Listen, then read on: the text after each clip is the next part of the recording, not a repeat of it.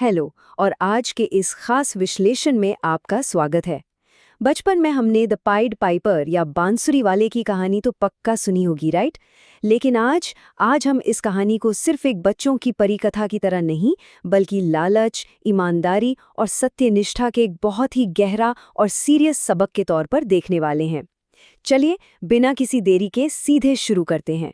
तो सबसे बड़ा सवाल ये है कि आखिर एक तोड़े गए वादे की असली कीमत क्या होती है। हम अक्सर इसे बस एक कहानी मानकर भूल जाते हैं, लेकिन अगर आप इसके कोर को समझें तो ये नागरिक ईमानदारी और लालच के बहुत ही भयानक अंजाम की एक डार्क स्टोरी है। ये हमें साफ साफ दिखाती है कि जब पावर में बैठे लोग अपनी बात से मुकर जाते हैं ना, तो उसका खामियाजा सिर्फ उन्हें नहीं बल्कि आने वाली पीढ़ियों को भी भुगतना पड़ता है। आइए टाइम में थोड़ा पीछे चलते हैं। साल था 1284। जर्मनी का एक बहुत ही अमीर और खुशहाल शहर था हैमेलन। लेकिन शहर में एक भयंकर प्रॉब्लम आ गई थी। वहां अचानक बहुत बड़े बड़े और निडर चूहों का आतंक फैल गया। अब मेयर की तो पूरी इज्जत ही दांव पर लग गई थी। एकदम डेस्परेट होकर उन्होंने एक बहुत बड़ी अनाउंसमेंट की। हमें अपने शहर को इन घिनौने चूहों से बचाना ही होगा। जो भी ये करेगा, मैं उसे 1000 गिल्डर्स दूंगा। ये एक बहुत बहुत बड़ा वादा था जो एक अनजान रहस्यमयी इंसान से किया गया था।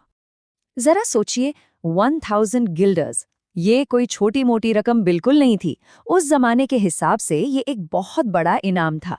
और ये किससे मिलना था? उस अजनबी को जिसने एक बहुत ही अजीब सा चमकता हुआ और रंग बिरंगा कोट पहना था। उसने पूरे कॉन्फिडेंस के साथ कहा था कि वो शहर को एक एक चूहे से मुक्त कर देगा। दाव बहुत ऊंचे थे और ये भारी भरकम डील फाइनली पक्की हो गई। इसके बाद जो हुआ ना, वो सच में किसी मैजिक से कम नहीं था। पाइपर ने तुरंत अपना काम शुरू किया। उसने अपनी वो रहस्यमयी बांसुरी निकाली, एक अजीब सी धुन बजाई और सारे चूहों को मानो हिप्नोटाइज कर दिया। वो उन्हें अपने पीछे पीछे शहर की दीवारों से बाहर ले गया, सीधे वेजर नदी के तेज बहाव में। और बस पलक झपकते ही हैमेलन की वो भयानक महामारी खत्म हो गई। पाइपर ने अपना प्रॉमिस पूरी ईमानदारी से निभाया और शहर को बचा लिया। लेकिन कहानी में असली ट्विस्ट तो अब आता है। जब शहर खतरे में था, तब मेयर गिड़गिड़ा रहे थे कि बस इन चूहों को निकालो और सारा सोना तुम्हारा। पर जैसे ही काम खत्म हुआ, मेयर की नीयत पूरी तरह से बदल गई। आभार जताना तो दूर, उनके दिमाग में लालच ने घर कर लिया। उन्होंने सोचा, अब पैसे क्यों दिए जाए? उन्होंने 1000 गिल्डर्स देने से साफ मना कर दिया और उल्टा कहा, गार्ड्स, इस ढोंगी को हमारे शहर से बाहर निकाल फेंको। सच में ये एक बहुत ही क्रूर और धोखेबाजी भरा कदम था। अब जाहिर सी बात है, इसका अंजाम तो बुरा होना ही था। जब मेयर ने ये धोखा किया तो पाइपर चुप नहीं रहा। उसने एक बहुत ही डरावनी चेतावनी दी।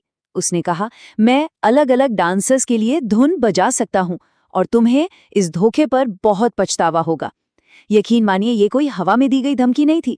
मेयर ने शायद ये नहीं सोचा कि वो किसी आम इंसान से नहीं, बल्कि किसी ऐसी जादुई ताकत से पंगा ले रहे हैं जो पल भर में चूहों की फौज को गायब कर सकती है। चलिए देखते हैं कि इस वादे को तोड़ने का नतीजा क्या निकला। अगली सुबह सब कुछ एकदम नॉर्मल लग रहा था, लेकिन जैसे ही सूरज निकला, हैमेलन की सड़कों पर एक नई, मीठी लेकिन बहुत ही डरावनी धुन गूंजने लगी। इस बार ये धुन चूहों के लिए नहीं थी। ये इतनी पावरफुल थी कि शहर का हर एक बच्चा अपने बिस्तर से उठ खड़ा हुआ। वो सब के सब सम्मोहित होकर उस बांसुरी वाले के पीछे चल दिए। और फिर दोपहर होते होते वो सब एक पहाड़ के पास पहुंचे जो जादुई तरीके से उनके लिए खुल गया था। इस खौफनाक मंजर को जरा इमेजिन कीजिए। थॉमस नाम का एक छोटा सा बच्चा जो पूरी तरह से उस सम्मोहन में फंसा हुआ है, और उसका बेबस पिता उसके सामने गिड़गिड़ा रहा है, उसे रोकने की कोशिश कर रहा है कि वो उस जादू से लड़े। लेकिन कोई फायदा नहीं। सारे माता पिता बस वहां असहाय खड़े थे। वो कुछ कर ही नहीं सकते थे। वो बस अपने बच्चों को उस दूर कोपेलबर्ग पहाड़ के अंदर जाते हुए देख रहे थे। ये किसी भी पेरेंट के लिए दुनिया का सबसे भयानक पल होगा, है ना? इस पूरी भयानक घटना में सिर्फ एक बच्चा पीछे छूट गया। उसका नाम था हैंस। बेचारा हैंस बैसाखी के सहारे चलता था और अपनी इसी शारीरिक कमजोरी की वजह से वो बाकी बच्चों की स्पीड से नहीं चल पाया। जब तक वो उस पहाड़ के दरवाजे तक पहुंचा, वो जादुई दरवाजा हमेशा के लिए बंद हो चुका था। उसकी जान तो बच गई, लेकिन जरा सोचिए उस सदमे के बारे में। वो अपने सभी दोस्तों को हमेशा के लिए खो चुका था। वो उस पुराने हैमेलन का आखिरी गवाह बनकर रह गया। अब जरा दोनों सिचुएशंस को कंपेयर करके देखते हैं। इस धोखे से पहले का हैमिलन कैसा था? एकदम अमीर, खुशहाल और चूहों से छुटकारा पाने का जश्न मनाता हुआ। लेकिन धोखे के बाद वो पूरा का पूरा शहर हमेशा के लिए खामोश हो गया।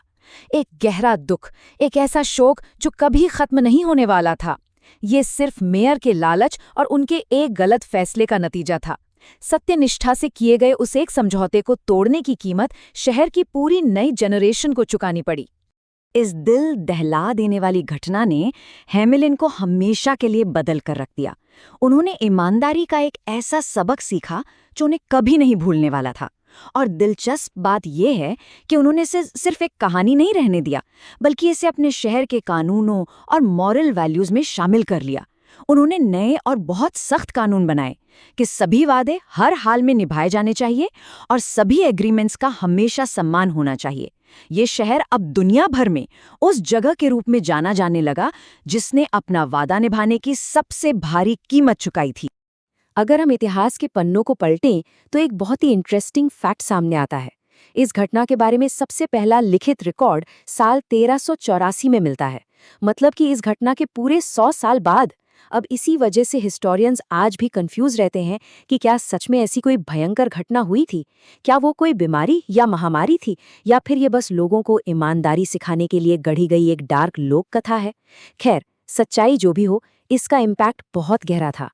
और अब जरा इस मॉडर्न विडंबना को देखिए। 1284 का हैमिलन, जो लालच और अपने बच्चों को खोने के गम में पूरी तरह से तबाह हो गया था, और आज का हैमिलन, आज वही शहर इसी दुखद कहानी का इस्तेमाल करके टूरिज्म और मर्चेंडाइज के जरिए मुनाफा कमाता है।